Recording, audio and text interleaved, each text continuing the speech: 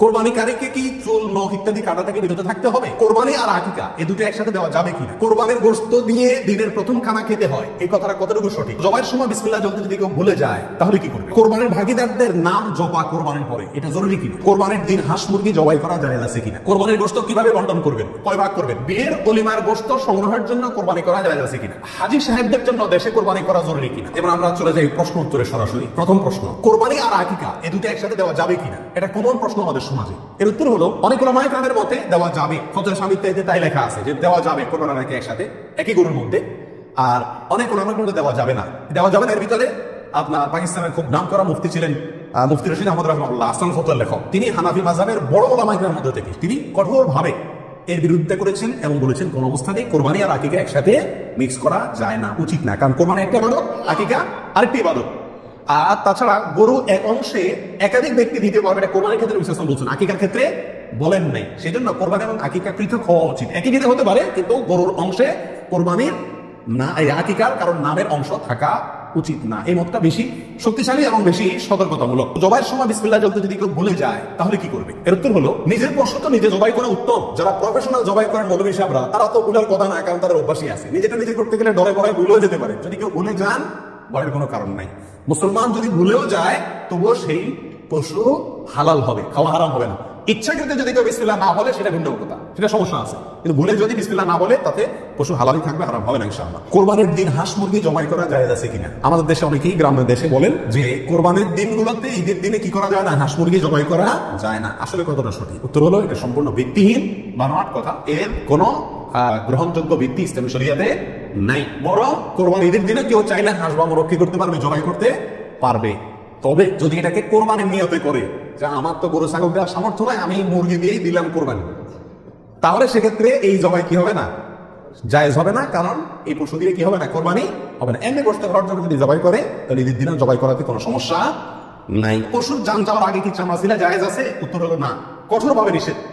আমাদের দেশে কসাইরা এবং যারা চামড়া ছিলে নিজেরা অংশ দেখা যায় জান এখনো পুরো বাইর হয় না, রু বাইর হয়, তার আগেই ওই পায়ের রগ কাটা শুরু করে, চামড়া ছিলা শুরু করে, পুরো নাসা করে।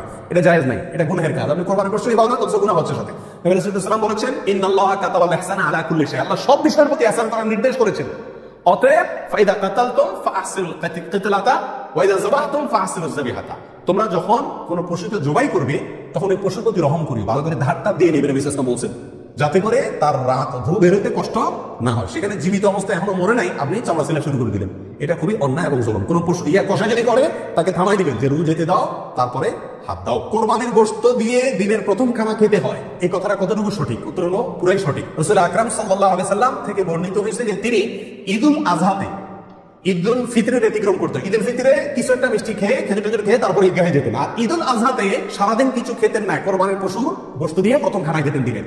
অতএব আপনি গরু দেন, ছাগল দেন, যারা দিয়ে কোরবানি করেন, দিনের প্রথম খানা কে দিয়ে হওয়া উত্তম? ওই গোশত দিয়ে হওয়া উচিত। গোশতটা তো আল্লাহকে দিয়ে দিয়েছেন, আল্লাহ নামে জবাই করছেন, আল্লাহ আপনাকে হাদিয়া দিয়েছেন। এই জন্য আল্লাহর হাদিয়ার আগে একটু পেটটা খালি রাখেন, আকর্ষণ করে খান, তাহলে ইনশাআল্লাহ সেটা আপনার জন্য, আপনার আল্লাহর হাদিয়াকে আপনি মূল্যায়ন করলেন, সেটা প্রমাণ হবে। হাজী সাহেবদের জন্য দেশে কোরবানি করা জরুরি কিনা? যারা হজ করতে আসছেন তারা দেশে তাদের পক্ষ থেকে কোরবানি দিতে হবে কিনা? উত্তর হলো না। হাজী সাহেবরা যারা আসছেন তারা হজ করতে এসে হজের পরে তারা দমের শকর দিচ্ছেন, শুকরিয়া স্বরূপ যে দম দিচ্ছেন, যেটাকে আমরা কোরবানি বলি, এখানে দিচ্ছেন, তাদের জন্য দেশে তাদের পক্ষ থেকে আর কোরবানি দেওয়া কিনা জরুরি না। তাছাড়া তারা মুসাফির অবস্থায় মুসাফির ব্যক্তির জন্য কি দিতে হয় না, কোরবানি দিতে হয় না। কোরবানির ভাগীদারদের মধ্যে কারো ইনকাম হারাম অথবা উদ্দেশ্য অসৎ, গোশত খাওয়ার উদ্দেশ্য আছে না নেই?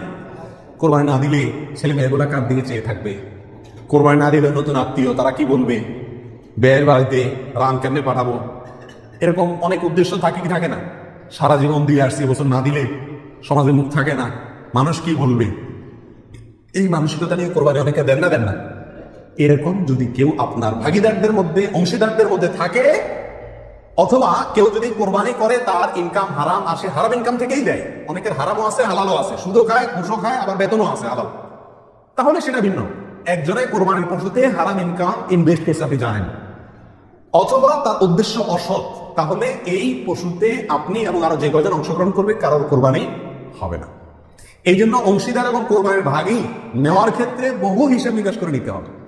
যে ব্যক্তি গোশতের ধান্দায় বা অন্য কোনো ধান্দায় করে তাকে ভাগীদার নেওয়া যাবে না। কথা বুঝে আসছে?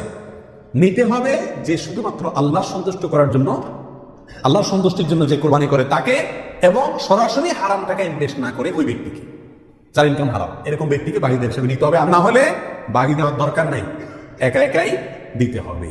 আল্লাহ তৌফিক দান করুন। বিয়ের অলিমার গোশত সংগ্রহের জন্য কোরবানি করা যায় আছে কিনা? আমাদের দেশে উল্লেখযোগ্য সংখ্যক বিয়ে হয়ে থাকে কোরবানিদের পরে। আপনারা খেয়াল করবেন, আগে হয়তো আগে পরে হয়, খাওয়ান দাওয়ানের অনুষ্ঠান হয় কোরবানিদের পরে। আল্লাহ মাফ করুক, কোরবানির সময় তো গরু একটা এমনি জবাই করা লাগে, তো ওই সময় যদি অলিমার অনুষ্ঠানটা বা বৌবাদের অনুষ্ঠানটা করা যায় তাহলে তো ওই গোশত দিয়েই সারা যায়, গোশতের টাকাটা বেঁচে যায়।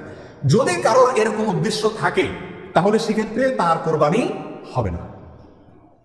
আর যদি কেউ মনে করে যে না, ঈদের পরে সবাইকে পাইতে সুবিধা হয় সেজন্য ওই টাইমটাতে করতেছি, অথবা আপনার কোরবানি করলাম পরিবার জন্য আলাদা গরু জবাই করলাম, অথবা আপনার কোরবানির গোশত পরিবার জন্য করি না, অলিমা করলেও একটা গরু দেই, অন্য বছর না থাকলেও একটা গরু আল্লাহর জন্য দেই, এরকম যদি কেউ থাকে তাহলে তার জন্য জায়েজ।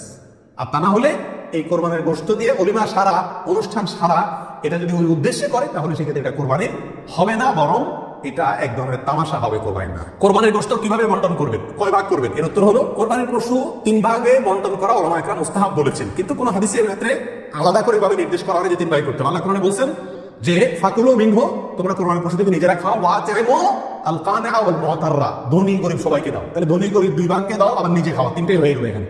1 থেকে 3 ভাগ মোটামুটি ভাবে ইঙ্গিতে বোঝা যাচ্ছে, কিন্তু এটা কোনো জরুরি কিছু না। আর সহিহ মুসলিম হাদিসে আছে নবী সাল্লাল্লাহু আলাইহি ওয়াসাল্লাম বলেছেন তোমরা নিজেরা খাও, আবার রেখেও দাও, আবার দানও করো, অর্থাৎ 3টা করা যাবে। আবার সহিহ মুসলিম আরেক বর্ণনা আছে তোমরা খাও এবং মানুষকে খাওয়াও। তাহলে বোঝা গেল নিজে খাওয়া, অন্যকে দান করা সবগুলাই উত্তম এই কোরবানির গোশতের ক্ষেত্রে। কোরবানিকারীকে কি চুল, নখ ইত্যাদি কাটা থেকে বিরত থাকতে হবে? উত্তর হলো হ্যাঁ। নবী সাল্লাল্লাহু আলাইহি ওয়াসাল্লাম বলেছেন মান আরাদা আন ইউদাহিয়া, যে ব্যক্তি কোরবানি করার ইচ্ছা রাখে, পোষণ করে, ফালা ইয়াখুয মিন শা'রি ওয়াল ফারি শাইআ, সেজন্য তার নখ, চুল ইত্যাদি কোনো কিছুতে হাত না দেয়। কোরবানির ঈদের 10 দিন আগে, চাঁদ যেদিন উঠবে ওই দিন থেকে নিয়ে ঈদের দিন পর্যন্ত এগুলো করা যাবে না। কি করা যাবে না? চুল, নখ ইত্যাদি কাটা যাবে না, কাটবে না কোরবানিকারী ব্যক্তি। কোরবানি দেওয়ার পরে চুল, নখ ইত্যাদি কাটবে, এটা খেয়াল রাখা উচিত। কোরবানির ভাগীদারদের নাম জপা কোরবানির পরে, এটা জরুরি কিনা? আপনারা দেখবেন ভাগীদারে কোরবানি যদি দেয় তাহলে লিস্ট লিখতে লিখতে অবস্থা খারাপ হয়ে যায়, এবং যিনি কোরবানির পশু জবাই করবেন হুজুর, নাম দিতে দিতে অবস্থা খারাপ। আল্লাহর নামে এতবার নাই কিনা সন্দেহ, এতবার ভাগীদারদের নাম নেই, কারণ 12 করে নাম দিলে টাকা পাওয়া, কোরবানি জবাই টাকা পাওয়া কঠিন হয়ে যাবে। এটা জরুরি কিনা? উত্তর হলো এটা মুস্তাহাব। কোরবানি করার পরে আল্লাহুম্মা তাকাব্বালহু মিন ফুলান ফুলান ফুলান, আল্লাহ এটাকে অমুকের পক্ষ থেকে নাম ধরে তার পক্ষ থেকে কবুল করুন, এরকম বলাটা মুস্তাহাব, উত্তম। রাসূল আকরাম সাল্লাল্লাহু আলাইহি ওয়াসাল্লাম নিজেও বলেছেন আল্লাহ এটা আমার পক্ষ থেকে কবুল করেন, এটা আমার উম্মতের পক্ষ থেকে কবুল করেন, আমার পরিবার, এটা আমার উম্মতের পক্ষ থেকে।